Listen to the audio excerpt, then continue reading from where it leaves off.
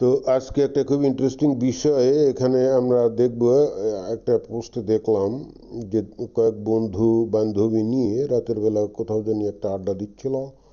তো হঠাৎ করে সেখানে ধূমকেতুর মতো উদয় হলো আমাদের একজন খাঁটি ইমানদার বান্দা, এবং এসে উনি তাদেরকে বলার চেষ্টা করলেন যে আপনারা এভাবে গল্পগুজব করতে পারেন না। তো আমরা সেইটা একটু প্রথমে শুনি, তারপরে কথা একটু বলি। ইসলাম আল্লাহর ধর্ম ইসলাম ওভাবে বলা যাবে না। আল্লাহর ধর্ম ইসলাম আমি বলি ইসলাম ধর্মটা। আচ্ছা ভাই, আমি কথা শেষ করতে দেন। এই ব্যাপারটা যার যার মনের ব্যাপার। মন থেকে যদি ব্যাপারগুলো না আসে, আল্লাহ কিন্তু বলে নাই মনের বিরুদ্ধে গিয়ে কাজ করো। দেখেন যে ওই আমাদের যে ইমানদার ভাইটা উনি কিন্তু খুব চমৎকার করে কথা বলছেন যে আল্লাহ ধর্ম একমাত্র ইসলাম, এবং উনি কেন এসে তাদেরকে বাধা দিচ্ছেন সেটাও বুঝতে হবে। এই কারণে বাধা দিচ্ছেন, নারী পুরুষ অবাধে মেলামেশা করবে, তারপরে আবার রাতের বেলা এসে এক জায়গায় গল্পগুজব আড্ডাবাজি করবে, যেখানে এই ধরনের ফালতু রং তামাশা আড্ডাবাজি ইসলাম অনুযায়ী কঠিনভাবেই হারাম। গান বাজনা যাবতীয় আড্ডাবাজি, তারপরে রং তামাশা, এগুলো কঠিনভাবেই হারাম। খেলাধুলো এগুলো কঠিনভাবেই হারাম। তো এখন এই যে মেয়েটা বলল যে এটা হলো যার যার মনের ব্যাপার। এই মহিলাটা নিশ্চিতভাবে একজন মুসলমান, এবং যদি তাকে জিজ্ঞেস করা হয় আপনি মুসলমান কিনা, সে বলবো যে হ্যাঁ আমি মুসলমান। সমস্যাটা দেখছেন যে সে মুসলমান পরিচয় ঠিকই দিচ্ছে, কিন্তু ইসলামের বিধিবিধান সে হয়তো জানে না, আর জেনেও না জানার ভান করছে। এবং সে খুব মিহি কণ্ঠে বলছে যে আমার মনের থেকে যদি না আসে তাহলে ওই হুজুর সে এসে তাদেরকে কিছু বলতে পারবে কিনা। তার এটাও জানা নাই যে মুসলিম সমাজে যদি কোনো ব্যক্তি নিজেকে যদি মুসলমান দাবি করে এবং যদি সে ইসলাম অনুযায়ী না চলে, তাহলে অন্য মুসলমানদের দায়িত্ব আছে তাকে বুঝানো এবং তাকে সঠিক পথে আনা। এটা কিন্তু ইসলামের বিষয়। এইখানে এই মেয়েটার যে সমস্যাটা হচ্ছে, এ মনে করছে যে ধর্ম যার যার ব্যক্তিগত ব্যাপার। না, অন্যান্য ধর্ম যার যার ব্যক্তিগত ব্যাপার, হিন্দু ধর্ম যার যার ব্যক্তিগত ব্যাপার, খ্রিস্টান ধর্ম যার যার ব্যক্তিগত ব্যাপার, বৌদ্ধ ধর্ম যার যার ব্যক্তিগত ব্যাপার, কিন্তু ইসলাম ধর্ম যার যার ব্যক্তিগত ব্যাপার না। ইসলাম ধর্মের বিধানই হলো যে সেখানে সমাজে, অর্থাৎ একটা মুসলিম সমাজে, কেউ যদি ইসলামের পথে না থাকে বা ইসলাম অনুযায়ী কাজ না করে অথচ নিজেকে মুসলমান দাবি করে, তাহলে অন্য মুসলমানদের দায়িত্ব হচ্ছে তাকে বুঝানো, তাকে বলা। এবং এই যে তারা বসে আড্ডা দিচ্ছে নারী পুরুষ নির্বিশেষে একসাথে বসে, তো ইসলাম অনুযায়ী এটা খারাপ বলেই কিন্তু ওই ব্যক্তিটা এখানে হাজির হয়েছে, হুজুর হাজির হয়ে তাদেরকে বলছেন, এবং সেই ইসলাম অনুযায়ী সঠিক পথেই আছে, কিন্তু এরা সেটা মানতে রাজি না। অথচ আবার নিজেরা পরিচয় দেবে তারা মুসলমান। দেখে আর একটু শুনুন। অবশ্যই আমি এটা বলতে হবে মন থেকে। এখন সাইলেন্ট আমি বলতেছি, ইসলাম ধর্ম এমন একটা ইয়ে দিছে মন দিছে। না না না আমি না বলতে হবে না। আচ্ছা ওয়েট, আপনার মনের আচ্ছা ওয়েট আমি জাস্ট একটা কথাই বলবো। হ্যাঁ, ইসলাম ধর্মের কতগুলো রূপ আছে, আপনি কতগুলো রূপ জানেন? আমি যে জিনিসটা জানি অবশ্য আমি ফাইন। তুমি ওনাকে নিয়ে পাশে গিয়ে কথা বলেছো, যাও যাও যাও এখান থেকে উঠো। আমি একটু জানতে দেব অবশ্য। যাও না ফাইন, যাও পাশে কথা বলো অবশ্যই। হ্যাঁ শুনুন, আপনি যে এখানে আসছেন মনের ভিতরে ডিসকাস্টিং ফেল হচ্ছে, কারণ ভার্সিটির পোলা। ফাইন যাও না ফাইন। হ্যাঁ হ্যাঁ শুনুন ফাইন, পাশে যাও তো, একটু পাশে গিয়ে কথা বলে আসো, যাও যাও। হ্যাঁ ভাই শুনুন, এই যে একটু শুনুন ভাই, এই যে একটু শুনুন, আপনি যে এখানে আসছেন এটাও কিন্তু আপনার পাপ। মেয়েদের দিকে এমনি দেখাচ্ছেন, এটাও কিন্তু আপনার পাপ। নো, এটা আমি বুঝতে হচ্ছে। হ্যাঁ বুঝতে হচ্ছে, আমরা তো বুঝি না, আমরা মানে বুঝছেন না বিদায় আমি বুঝানোর চেষ্টা। আচ্ছা বুঝি না কে বলছে? হ্যাঁ, এই যে ওই যে এরা আবার জ্ঞান দেওয়ার চেষ্টা করছে। আপনিও তো মেয়েদের প্রতি তাকাচ্ছেন, দেখছেন যে আসলে জানে না শোনে না। এরা এখানে বসে গল্পগুজব করছে, ওরা মনে করছে এইটা তো সমস্যা কি, বন্ধু বান্ধব মিলে আড্ডা দেবো, এখানে তো ইসলামের কোনো সমস্যা নেই। কিন্তু তারা জানেই না, অথবা জেনেও না জানার ভান করছে। সেটা হলো যে নারী পুরুষ একসাথে বসে গল্পগুজব করা যাবে না, এটা কঠিনভাবেই হারাম। নারীরা রাতের বেলা তো প্রশ্নই ওঠে না, এমনকি দিনের বেলাও সে ঘরের বাইরে মাহারাম ছাড়া সে বাইরে যেতেই পারবে না। সেখানে সে এসে এখানে বন্ধু বান্ধবীদের সাথে গল্পগুজব করছে, এটা কঠিনভাবেই হারাম। এখন একজন খাঁটি মুসলমান হিসাবে তার তো দায়িত্ব যে এসে তাদেরকে বুঝানো। এখন এরা বুঝাতে চাচ্ছে যে এটা তো আমাদের বিষয়, কিন্তু এই জায়গায় তাদের বুঝার ভুল, অথবা জেনেও না জানার ভান করছে। এই ছেলেফেলেগুলোর মূল সমস্যা হচ্ছে কি জানেন? এই ছেলেফেলেগুলো না জানে, ইসলাম ভালো করে মানে এর ভিতর বাইরে না জানে, জাকির নায়েকের কিছু বক্তব্য শুনে এদের ব্রেন মানে আসলে বিগড়ে গেছে। এরা খালি কোরআনের মধ্যে বিজ্ঞান ছাড়া আর কিছুই দেখে না। কিন্তু আমি যদি যুক্তির খাতিরে ধরেও নেই যে কোরআনের মধ্যে বিজ্ঞান ছাড়া আর কিছুই নাই, অর্থাৎ কোরআন হলো বিজ্ঞানের খনি, তাহলেও এখানে একজন মুসলমানের কি কি আচার আচরণ অনুসরণ করতে হবে সেটাও তো অত্যন্ত সুন্দরভাবে বলা আছে। এবং এই ধরনের বসে আড্ডাবাজি, রং তামাশা, এগুলো ইসলামে কঠিনভাবে হারাম, এটাও তো তার জানা উচিত, তাই না? কিন্তু দেখুন যে সে নিজের প্রবৃত্তির তাড়না সেটা সে করতে রাজি না।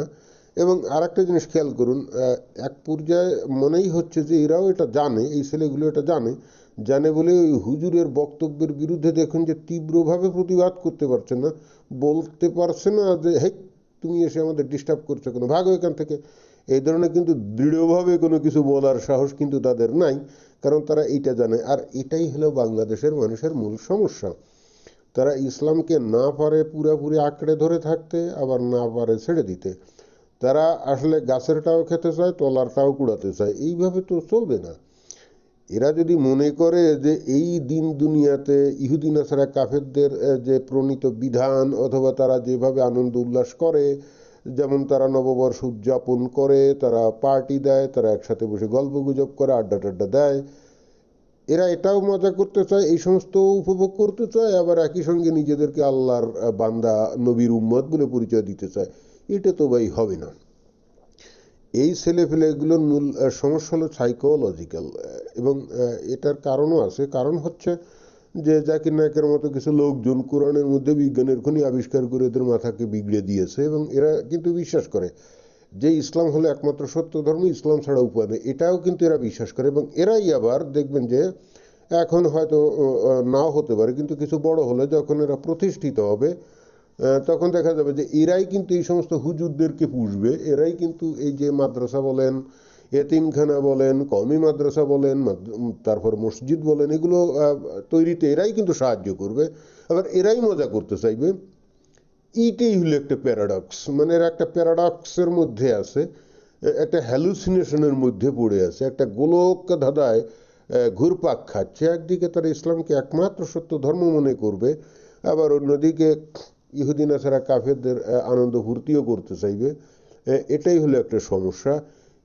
এই জন্যে এই সমস্ত যে হুজুররা এই যে সে রাতের বেলা বাধা দিচ্ছে, এখানেও অবশ্যই একটু বলা দরকার যে দেখুন যে অতীতে আমরা কিন্তু কখনো তাদের এত সাহস দেখি নাই যে তারা এইভাবে বাধা দিতে পারে, কিন্তু এখন দিচ্ছে। কেন দিচ্ছে? কারণ হচ্ছে সাম্প্রতিককালে ওই বিশেষ করে গণতান্ত্রিক আবহ যে নাই, এখানে বিরোধী দলের কোনো বক্তব্য আমরা শুনি না, তারা কোনো মিছিল মিটিং এগুলো করতে পারে না। ফলে হচ্ছে কি, এবং অনেকটা কৌশলগত কারণেও সরকার এই হুজুরদেরকে এমন লাই দিয়েছে, তাদের কাছে ফাঁকা মাঠে মানে খেলার সুযোগ করে দিয়েছে। এবং এই হুজুররা দিনের পর দিন, মাসের পর মাস, বছরের পর বছর মানুষের মনের মধ্যে কিন্তু ইসলামটাকে ঢুকিয়ে দিয়েছে, এবং ইসলামের বিধিবিধানটাকে ঢুকিয়ে দিয়েছে। এর ফলে এদের প্রতি সমর্থন অনেক বেড়ে গেছে। সাধারণ মানুষ কিন্তু এই সমস্ত যত কথাই বলা হোক না কেন, এই হুজুরদের কথা শুনে তাদের সম্মান করে, এবং তাদেরকে অত্যন্ত উচ্চ মর্যাদাশীল মানুষ হিসাবে গণ্য করে। এবং তারা এটাও জানে যে এই হুজুররা যা এখন বলে এটা মোটেই ইসলাম বিরোধী না। এই যে যেমন ভাস্কর্যের বিষয়, আপনি যে কোনো সাধারণ মানুষকে জিজ্ঞেস করবেন, প্রত্যেকটা লোক কিন্তু স্বীকার করবে, হ্যাঁ ইসলাম অনুযায়ী এই ভাস্কর্য বা মূর্তি এটা তো হারাম, এটা কিন্তু বিশ্বাস করবে। অথচ আজকে থেকে হয়তো 15-20 বছর আগে জিজ্ঞেস করলে পাবলিক হয়তো এরকম বলতো না, কিন্তু এখন বলতে পারে, কারণ এটা হুজুররা এগুলা করছে। সুতরাং হুজুররা যেহেতু সমাজে একটা ব্যাপক প্রভাব বিস্তার অলরেডি করে ফেলছে, সুতরাং এখন এই সমস্ত এই খাঁটি ইমানদার বান্দা তারা কিন্তু সাহস করে এখন ওই যে ছেলেপেলেরা কোথাও আড্ডা দিলে বা ছেলেমেয়েরা কোথাও আড্ডা দিলে সেখানে কিন্তু একা একা দেখুন যে সাহস করে চলে গেছে। এবং এই ছেলেপেলেগুলো কিন্তু দেখুন যে তারা কিন্তু মি করতেছে, মানে চিহি করতেছে, কিন্তু জোরে বলতে পারছে না যে তুমি এখান থেকে সরো, আমাদের ডিস্টার্ব হচ্ছে। তাহলে সমস্যাটা কোথায়? সমস্যাটা হচ্ছে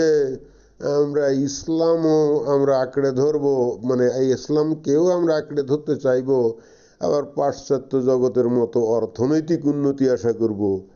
এইটা তো হয় না। ছাগল দিয়ে তো আর ওই কি লাঙ্গল চাষ করা যায় না, তাই না? আপনি খেতে আগাছা ভরে রাখার আপনি ব্যবস্থা করে দিবেন, আপনি বাগান পরিষ্কার করবেন না, সাফ করবেন না, অথচ সেই ক্ষেত থেকে আপনি সুন্দর ফসল আশা করবেন, এইটা তো হয় না। হয় আপনাকে আগাছা সাফ করতে হবে, অথবা বলদ গরু জোগাড় করতে হবে, তাহলেই আপনি ভালো চাষও যেমন করতে পারবেন, আর আগাছা সাফ করলে তেমন ফসল ফলাতেও ভালো পারবেন, তাই তো? আপনি কোনোভাবেই আগাছাকে অ্যালাউ করবেন, দিয়ে আশা করবেন যে সুন্দর ফসল ফলবে, এটা কোনোভাবেই হয় না।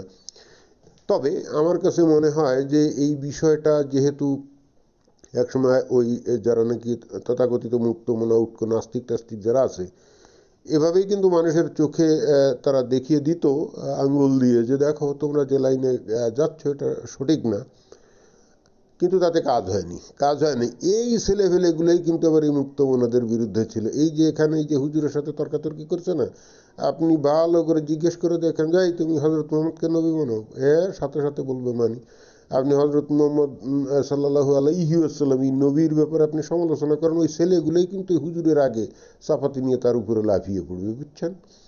তাহলে তুমি এই যে নবীরে মানে হজরত মোহাম্মদের নবী মানো, কোরআনকে আল্লাহর কিতাব মানো, আবার এট দ্য সেম টাইম তুমি ইহুদিন আসারাদের মতো এখানে এসে বেলের লাপানাও করছো, তো এইভাবে তো হবে না, এইভাবেই তো হবে না। আমি আসলে যেটা বলতে চাচ্ছি, এই হুজুরা যদি আরও বেশি বেশি করে এইভাবে ইয়াং ছেলেদের কাছে যে যখন তারা আড্ডা উড্ডা দেয়, সেখানে যে যদি এভাবে সবক দিতে থাকে বা সবক দেওয়া শুরু করে, তাহলে যদি এদের সম্বিত ফেরে, এবং তাহলে যদি এরা উপলব্ধি করে যে ইসলাম অনুসরণ করে আসলে এই জগতে কোনো জীবনযাপনই করা যায় না, হয়তো তাহলে ভবিষ্যতে কোনো একটা কিছু হতেও পারে।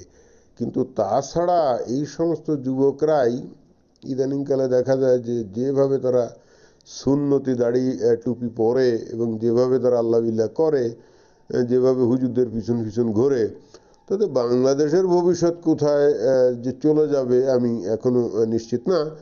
তবে একই সঙ্গে হালকা আশাবাদী হতেই পারি, যদি হুজুররা আরও বেশি চিল্লা বেশি করে ইসলাম প্রচার করে, আর এই সমস্ত হুজুররা যদি এই ছেলেফেলেদেরকে বিভিন্ন কাজে, খেলাধুলায়, গান বাজনা, সাংস্কৃতিক অনুষ্ঠান অথবা স্রেফ বসে বসে আড্ডা দেওয়ার ক্ষেত্রে গিয়ে যদি তাদের ঝামেলা সৃষ্টি করে, তাহলে হয়তো এরা উপলব্ধি করবে যে হয় তারা দুনিয়াকে বেছে নিবে, নইলে পরকালে ওই ৭২টা হুরের আশায় এই জগতের যাবতীয় অর্থনৈতিক উন্নতি এবং অন্যান্য যাবতীয় উন্নতি তারা জলাঞ্জলি দিবে। ধন্যবাদ সবাইকে।